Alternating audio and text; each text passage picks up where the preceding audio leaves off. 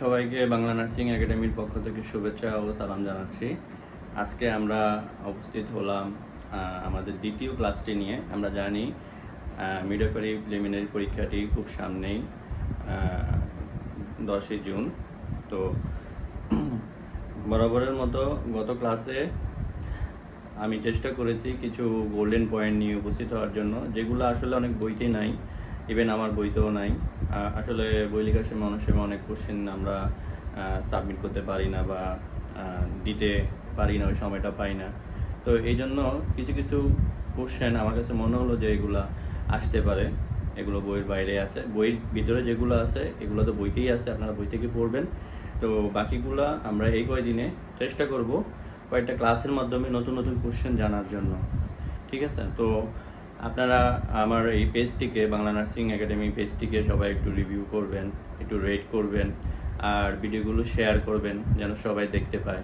আপনারা যদি শেয়ার কিংবা কমেন্ট না করেন, আসলে ভিডিও তৈরি করার ওরকম ইন্সপিরেশন পাচ্ছি না আমরা। হ্যাঁ, গত ক্লাসে আমাদের কিছু পয়েন্ট বাকি রয়ে গেছে, তো এগুলো আজকে আমরা আবার রিভিউ করব। তো গোল্ডেন পয়েন্টগুলো শেষ হওয়ার পরে আমরা এমসিকিউ করব, এমসিকিউ পার্টে চলে যাব।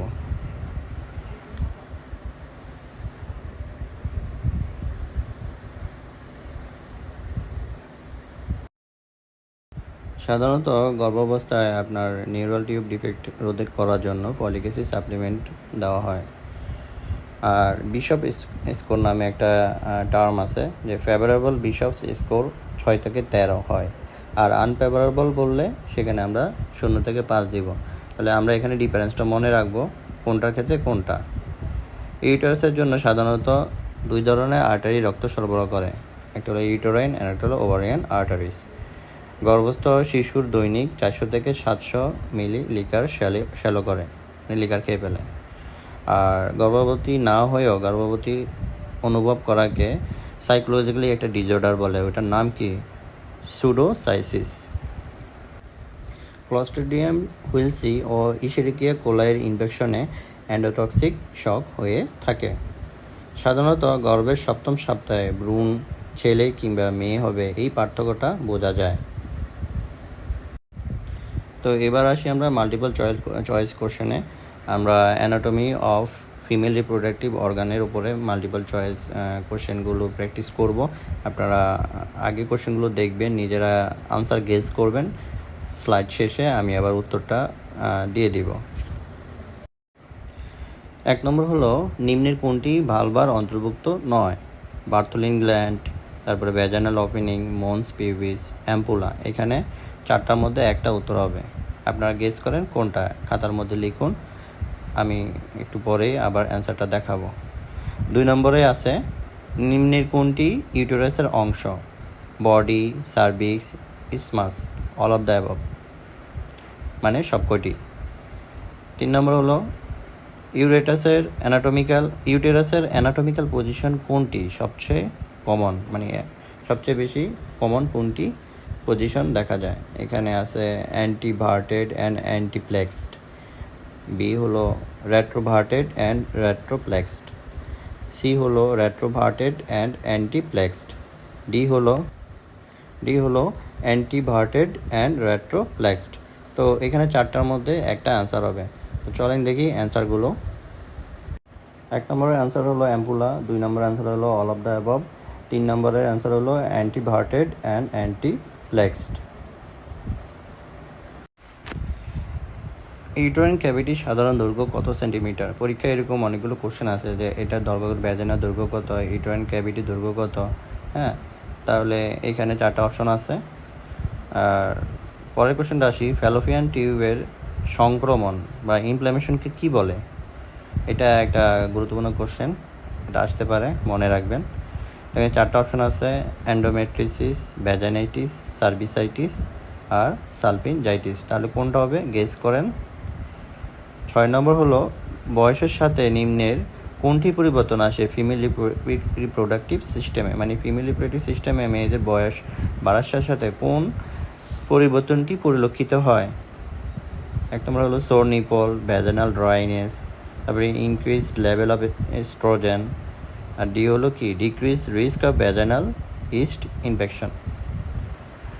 7 নম্বর হলো ব্রেস্টের কোন অংশে দুধ উৎপাদন হয়ে থাকে? Lobes, lobules, mammary duct and nipple. তো এখানে 4টার মধ্যে কোন অ্যান্সারটা হবে এটা গেস করেন। আমরা এখনই অ্যান্সারগুলো দেখব, দেখেন মেলে কিনা আপনার সাথে।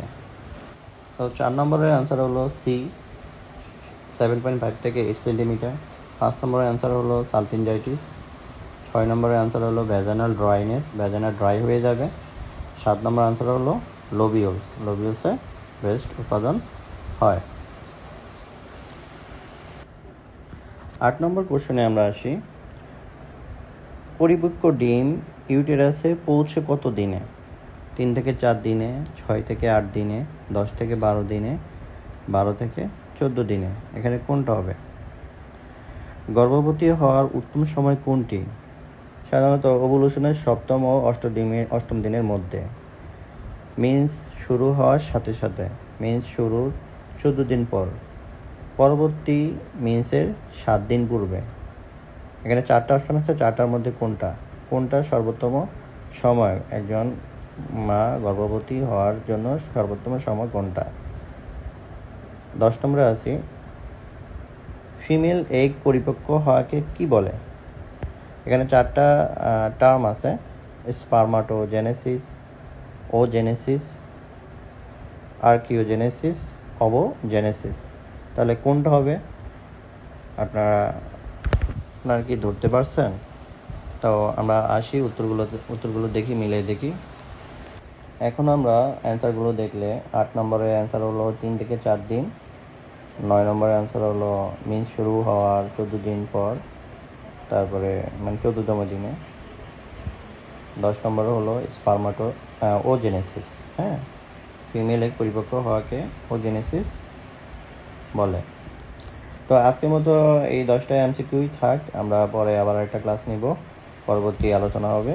আর আপনাদের ক্লাসটা ভালো লাগলে অবশ্যই শেয়ার করবেন, হ্যাঁ, কমেন্ট করবেন।